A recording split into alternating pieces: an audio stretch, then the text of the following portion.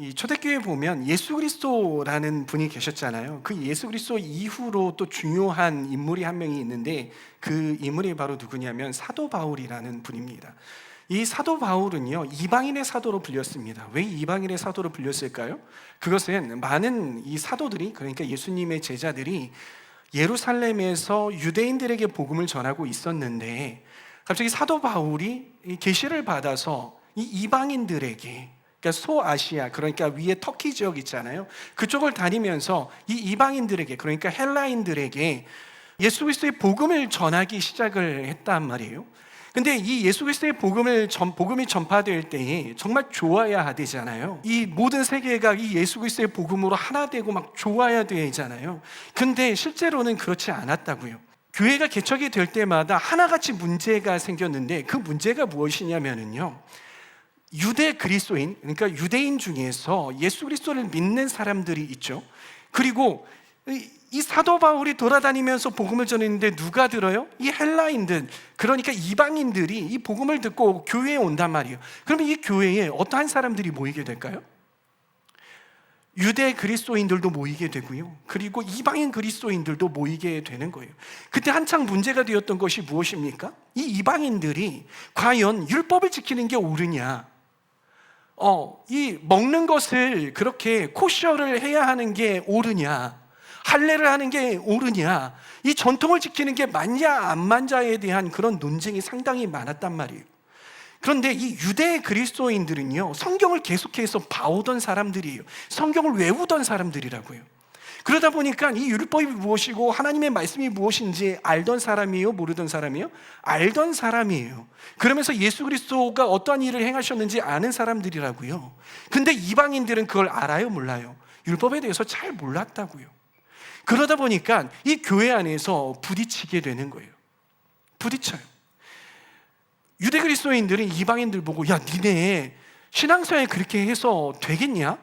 율법을 지켜야지. 니네 그렇게 하면 안 돼. 니네 먹는 거 그렇게 먹으면 안 돼. 그거 부정하다고 했어. 자꾸 이런 소리를 한단 말이에요. 근데 이방인 그리스도인들은 뭐라고 이야기를 하냐면, 아니, 내가 들은 복음은 예수 그리스도를 믿는 믿음으로 구원받는다고 했는데 너는 왜 자꾸 거기에다가 갖다가 붙여? 나는 그거 못 지키겠는데, 내 문화는 그거 아니라고, 내가 살던 것들은 그게 아니란 말이야. 근데 나한테 그것까지 자꾸 요구하면 난 너무 마음이 어려워져. 그러면서 이 신앙의 수준의 차이를 논하기 시작을 해요. 네가 정말 신앙의 수준이 높냐 안 높냐? 그리스도를 믿는 게 신앙이 높은 거지, 아니야, 율법을 지키는 게 높은 거야. 이러한 이야기들이 왔다 갔다 한단 말이에요. 그러면서 교회 안에 무엇이 일어나요? 분열이 생겨나기 시작을 했다는 것입니다. 그런데 그것이 바로 에베소 교회도 어떠하였느냐? 그러한 문제에 어려워하고 있었어요. 이방 그리스도인들과 그리고 이 유대 그리스도인들이 부딪혔던 것이죠. 그러한 갈등이 일어나니까는요, 이 사도 바울이 편지를 쓴 것이, 이 에베소 교회에 편지를 쓴 것이 바로 에베소서인 것입니다. 그런데 저는 이 에베소서가요, 이 당시에만 필요한 그러한 말씀이 아니라 우리가 사는 이 시대 가운데에도 반드시 필요한 말씀이라고 생각을 합니다. 왜냐하면 이 시대가 무엇으로 점철되냐면요, 바로 양극화로 점철이 돼요. 이 시대 가운데 너무나도 많은 양극화, 다양한 양극화가 얼마나 많은지 몰라요. 여러분, 한국 정치를 비롯해서 미국의 정치, 세계의 정치를 보세요. 전에는요, 조금 이 이데올로기가 점점 사라지고 공산국가였던 나라들과 그리고 민주주의였던 나라들이 잘 협력하면서 나아가는 듯 했어요. 그런데 요즘 시대를 일으켜서 뭐라고 합니까? 신이데올로기라고도 하잖아요. 너무나도 정치적으로 이러한 나눔이 다시 회복될 기미가 보이지 않아요. 점점 더 심해지고 있어요. 나라는 나라를 향하여서 싸우고요, 한 나라 안에서도 좌와 우가 너무나도 첨예하게 대립하면서 싸우고 있잖아요. 그것뿐만이겠습니까? 빈부의 격차가 너무나도 심해졌죠. 부유하게 사는 사람들은요, 가난하게 사람들을 이해하지 못해요. 움켜진 자들은 더 움켜쥐려고 노력을 하잖아요. 그런데 가난한 사람들은 이 돈 버는 사람들을 손가락질하면서 네가 괜히 부자가 됐겠어라고 하면서 손가락질을 하잖아요. 그러한 이야기가 어디 나와 있습니까? 갈라디아서에도 똑같이 그러한 이야기가 나오더라는 것이에요. 그런 양극화가 이 시대에도 너무나도 심해진 것이죠. 그리고 무엇보다도 심각한 것은 무엇입니까? 세대 간의 갈등 얼마나 심각합니까? 이 청년들은 기성세대를 이해하지 못합니다. 기성세대들은 청년세대를 이해하지 못해요. 그것이 한 가정 안에도 그러한 일들이 너무나도 많다라는 걸 보면서 저는 얼마나 마음이 아픈지 모릅니다. 그런데 이게 이러한 양극화 현상이 사회에서만 있는 것이 아니라 이미 교회 안에 뿌리 깊게 들어와서 그런 양극화로 인한 문제들이 뻥뻥 터지고 있어요. 교회 안에서도요, 나뉘어져요. 교회 안에서도요, 정치적인 문제 때문에 싸우고 교회를 옮기고 이러한 일들이 비일비재하더라니까요. 교회 안에서도요, 세대 갈등 때문에 얼마나 힘들어하는지 모릅니다. 교회 안에도요, 빈부격차 때문에 서로 싸우는 일들이 얼마나 많은지 몰라요. 생각이 다름 때문에 싸우고요. 그런 나뉘어짐이 너무나도 심각한 시대 가운데에 이 에베소서는 우리 가운데에 던져주는 바가 너무나도 많다라는 것입니다. 에베소서에서 말하고 있는 핵심 키워드는 무엇이냐면요, 교회가 연합되고 하나 되어야 한다라는 그러한 이야기를 하고 있는 것이죠. 여기까지가 우리가 에베소서에 대한 이야기, 배경 지식입니다. 여러분들 에베소서가 쓰여진 배경들과 또 이 시대 가운데 우리가 어떠한 관점으로 에베소서를 읽어야 할지 여러분들 기억하시겠습니까? 좀 더 에베소서를 여러분들에게 권하건대 에베소서를 집에 가서 좀 읽어보세요. 긴 책이 아니니까요. 읽어보면서 이 시대 가운데 우리가 어떻게 함께 하나가 되고 연합할 수 있는지 여러분들 기도하면서 말씀 보면서 알아보기를 소원합니다. 여러분들에게 질문을 합니다. 여러분들은 우리 하울림 청년부에 왜 나옵니까? 주임식 교회에 왜 다닙니까?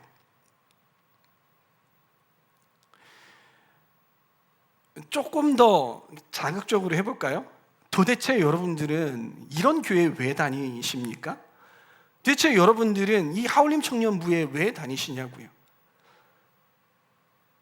그렇잖아요, 여러분? 서울까지도 갈 것도 없이 이 인천에는요, 우리 교회보다도 좋은 교회 너무나도 많습니다. 청년들이 많은 교회도 너무나도 많고요.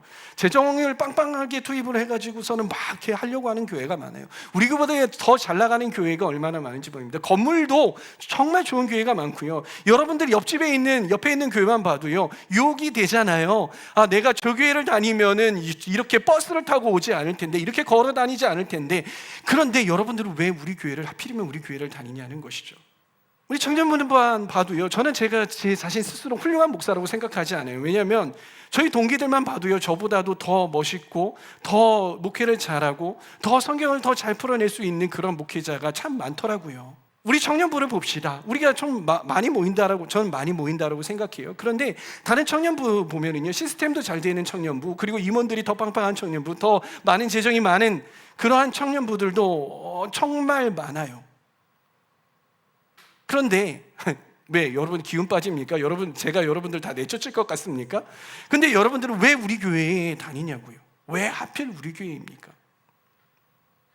왜 이곳 가운데 소속이 되어서 여러분들 우리가 함께 예배를 드리게 되는 것일까요? 그러한 부족한 모습이 있는데도 불구하고 사람들이 모이는 것, 우리 교회의 사람들이 모이는 것, 이 청년부의 사람들이 모이는 것, 여러분 신기하지 않습니까? 이게 비단 우리 교회 이야기만일까요? 여러분들 한국교회 대형교회, 그렇게 잘 나가는 교회, 재정적으로 독립된 교회, 그러니까 헌금으로 들어온 재정으로 교회를 운영하는 그러한 교회들이 한국에 얼마나 된다고 생각하십니까? 정말 많지 않아요. 대형교회들은요, 정말 몇 프로에 불과해요.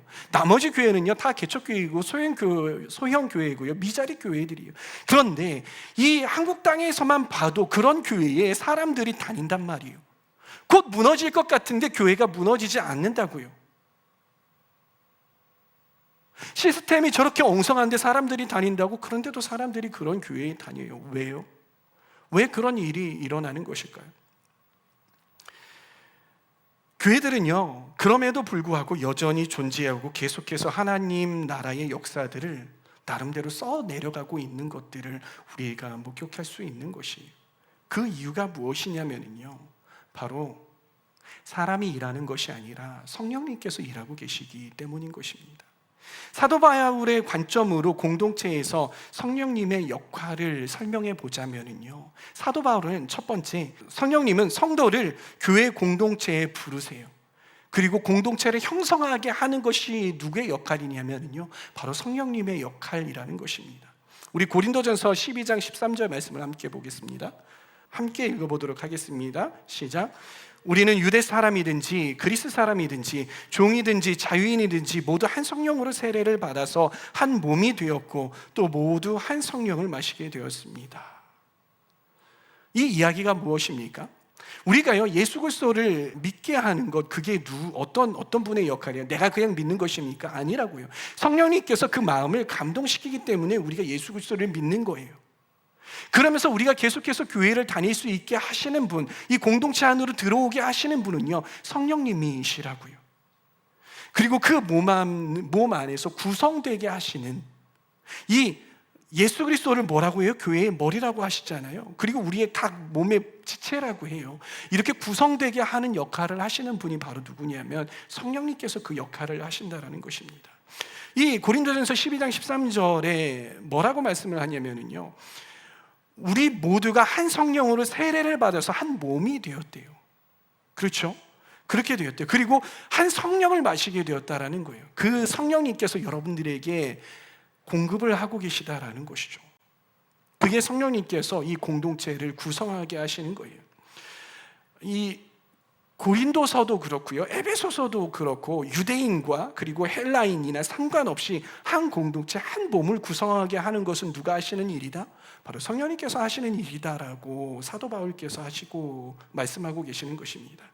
그렇게 성령께서는 우리를 공동체로 부르시는 거예요. 그리고 한 몸으로 이렇게 구성하게, 연합되게 만드시는 것입니다. 우리도 그러합니다. 우리가 공동체에 속하는 것은요 바로 성령의 역사라는 것을 기억하시길 바랍니다. 내가 내 발로 와가지고 이 자리에 있는 것이 아니라, 내가 내 발로 이 자리에 내 몸으로, 나는 손가락 할래, 나는 발가락 할래, 나는 어깨 할래, 나는 배 할래, 나는 코 할래, 입 할래, 내가 결정해서 가는 것이 아니라 성령께서 여러분들을 그 자리에 놓으신다라는 사실을 기억하시기를 바랍니다. 두 번째는요, 성령님은 공동체를 유지하게 하신다라는 거예요. 공동체를 구성하실 뿐만이 아니라 공동체를 유지하게 하시는 분도 바로 성령님이다라는 것입니다. 이 공동체가 구성이 되었어요. 그럼 공동체가 계속해서 몸으로서 유지되고 움직여야 되는 것이잖아요. 교회는요 어떤 자본이나 시스템이나 사람의 생각과 판단에 의해서 움직이는 공동체가 아니라 성령님께서 움직이시는 공동체라고 정의할 수 있습니다. 에베소서 4장 3절 말씀을 함께 읽어보도록 하겠습니다. 오늘 본문 말씀이죠. 함께 읽습니다. 시작. 성령이 여러분을 평화의 띠로 묶어서 하나가 되게 해주신 것을 힘써 지키십시오. 성령께서 우리를 평화의 띠로 묶어서 하나 되게 하셨다라고 말하잖아요. 뭐로요? 평화의 띠로 묶어서 하나를 되게 하셨다고 하는데, 성령님께서 어떻게 공동체를 유지하게 하시냐면요, 평화의 띠, 그러니까 이 개역개정으로 번역해서 이야기하면요, 평안에 매는 줄로 우리를 묶으셨다라고 이야기를 하는 거예요. 여기서 우리가 주목해 봐야 하는 단어가 있는데, 그것은 무엇이냐면요, 평안이라는 단어예요. 이 평안이라는 단어는 헬라어로 이야기하면요, 에이레네라는 이야기예요. 이 에이레네라는 이 말은 무엇이냐면 하나님께서 성도에게 주시는 화평, 이 평안함을 뜻해요. 근데 우리가 이 두 단어를 주의해서 봐야 돼요. 그 단어는 무엇이냐면요, 편안함과 그리고 평안함이에요. 어떤 단어라고요? 편안함과 평안함이에요. 편안하다라는 것은 뭐예요? 편안하다는 것은요, 신체적이거나 환경적으로 느껴지는 안락한 상태를 말하는 거예요. 여러분, 딱딱한 의자에 앉으면 어떻습니까? 편안합니까? 아니요, 불편해요. 그런데 이 의자가 폭신폭신한 소파에 앉으면, 몸에 잘 맞는 소파에 앉으면 어때요? 편안하죠. 잠이 솔솔 잘 오죠. 그게 편안한 상태예요. 그런데 평안함이라는 것은 무엇이냐면요, 이 육체적인 편안함이 아니라요, 영적으로 느껴지는 내적 안정감이에요. 아무리 여러분들이 편안한 소파에 앉는다고 할지라도 막 거기에서 다리를 꼬고 막 그렇게 앉는데, 그 앞에 할아버지와 할머니가 지팡이를 짚고서 아이고야 이러면 여러분들의 마음이 어떻겠습니까? 평안합니까? 아니에요. 몸은 편안하지만은요, 평안함이에요. 여러분들 전철에서 그거 많이 느끼잖아요. 앉아있으면 할아버지 할머니들이 힘들게 서 있으면 나는 편안한데, 나는 내 몸은 편안한데 마음이 평안하지 않으니, 그러니까 어떻게 되게 됩니까? 일어나서 자리를 양보하게 된다는 것이죠. 우리는 공동체 생활을 하면은요, 편안하고 싶어 해요. 편안하고 싶어 해요. 다른 사람과 부대끼면서 스트레스 받고 싶습니까? 아니에요. 그거에 이미 우리는 지쳐버렸어요. 그냥 이 공동체 안에서 이 공동체가 나에게 개인적으로 영적인 서비스 잘 해줬으면 좋겠는 그러한 마음이 드는 것이죠.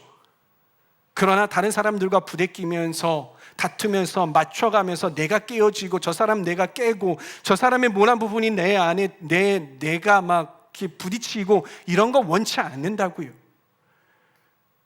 내향형인 사람들은 외향형인 사람들이 불편하죠. 아우 저렇게 나대, 아우 나한테 안 왔으면 좋겠어 라고 이야기를 하죠. 그러면서 나 그냥 내버려둬, 그냥 앉아서 말씀이나 듣고 기도나 하고 그냥 집에 갔으면 좋겠어. 셀 모임에서 부대끼면서 너를 알아가고 나를 알아가. 내가 너의 인생사까지 그렇게 알아야 되니? 내가 너의 힘든까지 알아야 되니? 나 하나 살기도 힘든데. 편안하고 싶어 하죠. 그냥 공동체 안에서 영적 서비스를 받으면서 내 개인의 신앙만 잘 성장시켰으면 하는 마음이 든다라는 것이죠. 그러나요, 제가 성경을 보면서 공동체에 대해서 연구해보고, 그리고 누구보다도 제가 목회자니까는요, 성도의 삶에 한 사람 한 사람의 삶에 깊이 관여할 수밖에 없잖아요. 어떤 이렇게 성도가 문제가 생기고 그 집에 아니면 개인의 문제가 생기고 또 특별히 공동체 안에 문제가 생기면 누가 가장 깊이 관여해야 됩니까? 제가 가장 깊이 관여해야 되는 거잖아요. 그렇게 열심히 관여하면서 목회 생활을 하다 보니까는요, 그리고 성도가 어떠할 때 성장하나 가만히 연구해 보다 보니까는요, 결코 성도가 성장하는 것은 편안한 삶 속에서 남들과 부딪히지 않고 신앙의 서비스를 받으며 개인의 성장을 하는 그런 사람, 저는 인큐베이터의 안에 있는 사람이라고 정의하고 싶고, 그리고 온실 속의 화초라고 정의하고 싶습니다. 그런 사람은요, 신앙이 막 성장하는 것 같지만 풍파가 오면 뚝 꺾여버립니다. 그런데요, 이 사람 저 사람하고 자꾸 부딪히고 특별히 리더가 되어서 다른 사람의 일에 관여하고 또 여러 가지 다름 속에서 하나의 일치를 이루어가기 위해서 노력하는 그러한 사람들은 신앙이 정말로 빠르게 자라고 강건하게 자라는 것을 볼 수 있었던 것입니다. 하나님이 성도들을 성장하도록 훈련시키는 방법은 결코 편안함이 아니라 오히려 불편함이었다는 것이에요. 하나님이 성도들을 훈련시키는 방법은 그러나 불편하지만 그 가운데 평안함이 있는 길이었다는 것입니다. 성령께서는요, 사도 바울이 말하는 것처럼 이 평안함으로 성도들을 묶어주시는 거예요. 이게 무슨 이야기냐면요, 그 교회라는 울타리 안에 있는 사람과 사람 사이에 서로 갈등이 생깁니까? 안 생깁니까? 생겨요. 왜 그렇습니까? 여기에는 적게는 한 20살 먹은 사람부터 40살 그 이상도 있네요. 그 이상 살아오신 분들이 있잖아요. 이 분들이 각자의 삶 속에서 살아오셨잖아요. 그렇죠. 각자의 가정 안에서 살아왔단 말이에요. 그런데 이 공동체 안으로 들어와서 부대끼려고 하니까 다름과 다름들이 부딪힐 수밖에 없죠. 그냥 너는 너 나는 나 하고서는 이렇게 살면은 그러면 상관이 없는데 함께 들어와야 돼요. 교회는 뭐라고 했어요? 한 몸이라고 했잖아요. 몸으로 들어와야 된다고요. 부대껴야 된다고요. 그러면 의견 충돌이 있을 수밖에 없어요. 감정 충돌이 발생할 수밖에 없습니다. 싸움 일어날 수밖에 없죠. 오해 생길 수밖에 없습니다. 그런데 그러한 과정 속에서 우리는 무엇을 선택하는가라는 것이죠. 성령님께서는요, 그러한 갈등 속에서 오해가 생기지 않게, 상처받지 않도록 공동체를 평안하게, 평화롭게 운영하시는 것이 바로 성령께서 하시는 역할이다라는 거예요. 이 평화롭게 운영하신다라는 것은요, 아무 문제 없이 조용한 상태가 아니라고요. 서로 문제가 발생할 때 그 관계 안에서 화해하게 하시고 서로 이해하게 하시고 조화롭게 하시는 역할을 성령님께서 하신다라는 것입니다. 그래서 그 교회 공동체가 시간이 갈수록 그렇게 막 부딪히다가도 그런 부딪히는 시간이 지나고 시간이 갈수록 어려움을 느낄수록 한 몸으로서 성장할 수 있도록 도우신다라는 것입니다. 그것이 성령께서 공동체 가운데에서 하시는 그러한 일이라는 것입니다. 그러기에 어떤 공동체가 연합되고 하나 되는 일이 있다면요, 그것은 누가 하시는 일이라? 성령께서 하시는 일이다라는 것입니다. 그렇다면 에이, 성령께서 다 하시네, 우리 노력할 게 있어? 그냥 성령께서 하시는 대로 내버려두면 되겠네라고 그렇게 이야기할 수 있을까 봐 사도 바울께서 이렇게 이야기를 하세요. 사도 바울이 하는 이야기는 뭐냐면, 그 다음에 성령께서 하나 되게 하신 것을 어떻게 하라고요? 힘써 지키라고 말씀을 하세요. 어떻게 해요? 힘써 지키라고 하시는 거예요. 이 공동체 안에서 성도의 역할은 무엇이냐면요, 그 공동체의 하나됨을, 성령께서 하나 되게 하신 그 하나됨을 힘써서 지켜나가야 한다는 것이에요. 그것이 무엇이다? 성도의 역할이다라는 것입니다. 이 말씀을 좀 풀어보면요, 무슨 말이 되냐면, 성령께서 이루신 평화와 연합을 적극적인 태도로 유지하고 보호하라 라고 말씀하고 계시는 것입니다. 그러기 위해서는 우리가 무엇이 필요할까요? 우리 에베소서 4장 2절 말씀을 함께 읽어봅시다. 시작. 깍듯이 대하십시오. 오래 참음으로써 사랑으로 서로 용납하십시오. 그러기에 우리가 이 공동체 안에서 하나 되기 위해서 힘쓰는 것은 무엇을 통해서 가능하느냐? 바로 플러그를 통해서 가능하다. 플러그 뭐예요? 꼽는 거죠. 내가 공동체, 이 교회 공동체 안에서 플러그 꽂아야 되겠다라고 여러분들 인식을 하시면 좋을 것 같고요. 첫 번째 P는 무엇이냐면요, 페이션스입니다. 오래 참으셔야 하는 거예요. 오래 참고 기다려줘야 되는 거예요.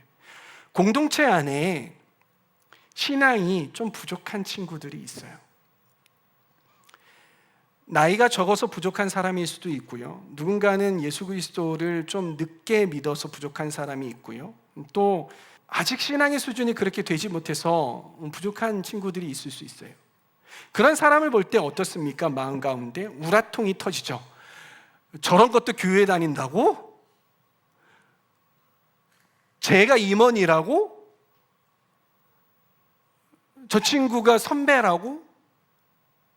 이러한 생각이 들 수 있는 거예요. 그런데 우리가 기억해야 할 것은 무엇이냐면, 그 사람을 누가 공동체로 부르시고 누가 성장을 시키십니까? 바로 성령님께서 하신다라는 거예요. 그러면 우리가 오래 참는 것은 내가 쟤를 꼴보기 싫어서 내가 너를 봐줄게, 이 수준이 아니라요. 제 안에도 성령께서 계셔. 성령님께서 하실 거야. 그렇기에 성령님, 저 친구에게 역사하여 주십시오. 그리고 성령님께서 저 친구를 어떻게 변화시키는지 제가 기다리겠습니다. 이게 오래 참음인 것이에요. 나의 어떠한 네가 나의 인내심을 테스트해, 이게 아니라요, 성령님께 위탁하는 거예요. 성령님 행하여 주십시오. 그러면서 받아주는 거예요. 두 번째는 무엇이냐면 love, 사랑입니다. 사랑으로 서로를 감싸고 용납해야 되는 거예요. 서로를. 제가 어제 결혼식 주례를 처음을 했습니다, 여러분. 상당히 긴장되더군요. 근데 거기에서 이야기했던 이 사랑은 무엇이냐면요, 신실함이에요. 약속을 지키는 신실함이라는 거예요. 여러분, 그러니까 부부 관계에서도 그렇지만은요, 공동체 안에서의 관계도 그런 거예요.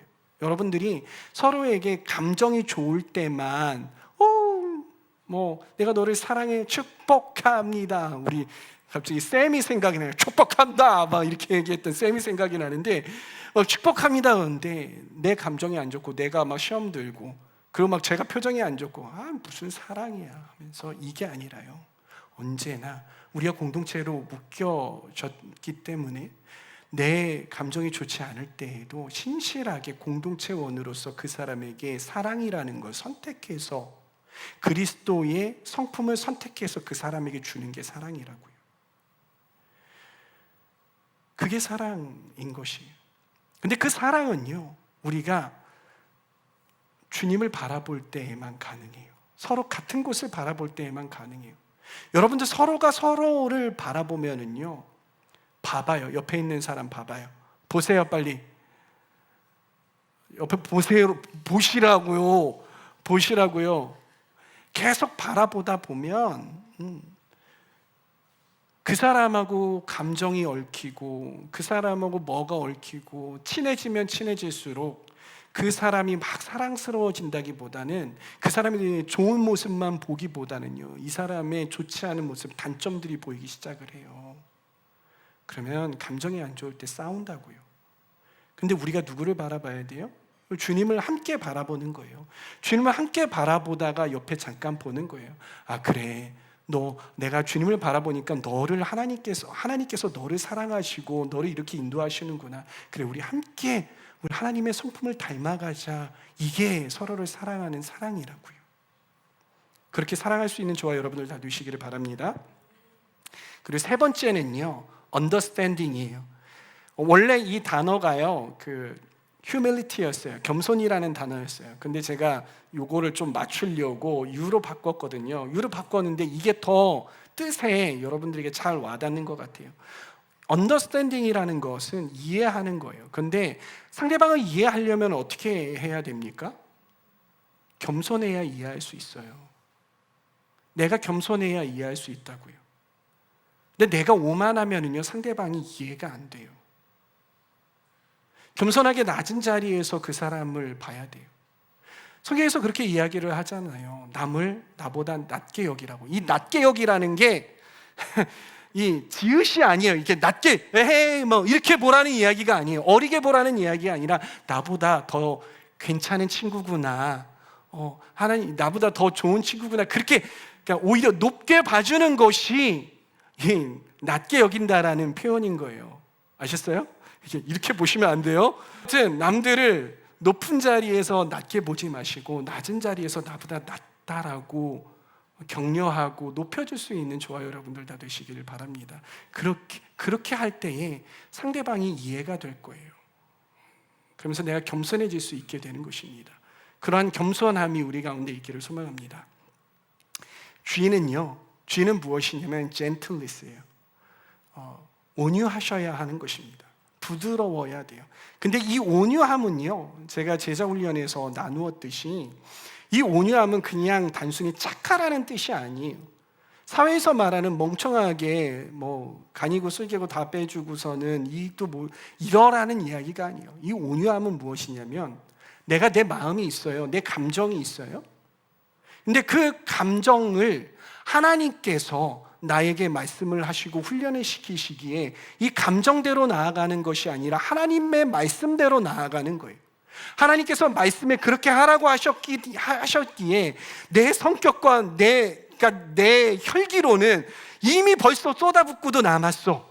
그런데 그렇게 하지 아니하고 내가 훈련받은 대로 하나님의 말씀대로 하나님께서 용서하라고 하시기에 끓어오르는 나의 감정과 억울함, 이 모든 것들을 내려놓고 겸손하게 대하는 것이에요. 말씀대로 대하는 것이요. 이게 온유함이에요. 그러기에 서로에게 그렇게 온유하게 하나님의 말씀대로 대할 수 있는 저와 여러분들 다 되시기를 소망합니다. 하나됨의 플러그를 우리가 지킬 때 우린 진정으로 하나 될 수 있다라고 사도 바울은 이야기하고 있습니다. 저는 저와 여러분들이 플러그 잘하는 그러한 공동체 되기를 소망합니다. 사랑하는 여러분, 성령께서 우리를 부르시고 그분의 평안의 띠를 우리를 하나 되게 묶으셨다는 사실을 기억하시길 바랍니다. 성령께서 우리를 이렇게 한 공동체로 묶으신 이유는 단순히 우리가 영적인 서비스를 받기 위해서, 이 편안함을 누리기 위해서가 아니라는 사실을 기억하시고, 우리가 이렇게 모여서 함께 예배하고 서로를 섬기는 이유는 편안함이 아니라 오히려 좀 불편할지라도 평안함을 선택함을 통하여서 성장하게 하려 하심이라는 것을 기억하시기를 바랍니다. 그 평안함은 여러 제한되고 불편한 상황 속에서 함께 하나 되기 위해서 힘쓰므로 얻어질 수 있는 것입니다. 그럴 때 우리는 공동체의 한 일원으로서 성장할 수 있게 됩니다. 그렇게 되기 위해서는 우리는 뭘 해야 한다고 했습니까? 플러그 하시기를 소망합니다. 오래 참음으로써, 서로 용납함으로써, 겸손한 자세로 이해함으로써, 온유함의 덕목을 실천함으로써 성령께서 이루신 연합을 힘써 지킬 수 있는 저와 여러분들 다 되시기를 바랍니다. 불편함 속에서도 평안함을 주시는 성령님을 의지하시기를 바라요. 서로를 이해하고 사랑으로 감싸 안을 때에 우리는 더욱더 견고한 공동체가 될 줄 믿습니다. 특별히 여러분들이 이번 주에, 그러니까 저번 주에 여러분들의 셀장과 리더들로부터 어떤 설문조사를 받으셨을 거예요. 그건 무엇이냐면 공동체 1, 2 청년 합해보면 어떨까요? 라는 그러한 아마 의견을 물는 이야기였을 거예요. 이거는 결코 저로부터 시작된 내용이 아닙니다. 여러분들이 함께 하나 되고 계속 그런 시간들을 보내다 보니까는요, 우리 하나 되면 너무 좋겠다, 합쳤으면 얼마나 좋을까라는 그러한 생각이 들었던 거예요. 누구로부터 시작이 되었습니까? 그건 저는 성령으로부터 시작이 되었다라고 믿습니다. 그렇기에 저는 이 부분이 정말 잘 되었으면 좋겠습니다. 그러나 저는 여러분들이 이러한 부분들을 해나갈 때 분열이 있고 아픔이 있고 누군가가 상처받아서 교회를 떠난다면은 저는 이거 안 해도 정말 상관없습니다. 기존대로 가도 좋아요. 그러나 이왕 여러분들이 그러한 마음을 성령님께서 여러분들에게 주셨다면 이 연합되는 일들을 정말 플러그로 해주셨으면 좋겠고요. 정말 사랑으로 하나 되어서 서로 이해하고 순종하고 그렇게 나아감으로써 끈끈하게 하나 될 수 있는 그런 계기로 삼으셨으면 좋겠습니다. 분열된 공동체는 하나님의 역사를 이룰 수 없습니다. 우리가 하나 되어서 주님의 사랑을 전할 때에 하나님의 나라는, 하나님의 역사는 우리 가운데 있을 줄 믿습니다. 성령께서 주시는 평안함으로 하나님을 힘써 지키며 하나님 나라를 세워가는 저와 여러분들 다 되시기를 소망합니다.